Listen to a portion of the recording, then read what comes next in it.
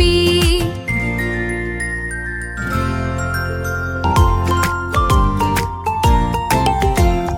क म्हणजे कमळ, पाण्यात सुंदर फूल. ख म्हणजे खरगोश, उड्या मारतो कुल. ग म्हणजे गाय, दूध देते छान. घ म्हणजे घर, आपलं छोट स्थान. क ख ग घ शिकूया सारे, गाऊया अल्फाबेटची गाणी प्यारे. च म्हणजे चिमणी, चिवचिव गाणं गाते. छ म्हणजे छत्री, पावसात वाचवते. प म्हणजे पतंग, आकाशात उडतो. ब म्हणजे बाळ, गोड गोड हसत. च छ प ब शिकूया सारे, गाऊया अल्फाबेटची गाणी प्यारे.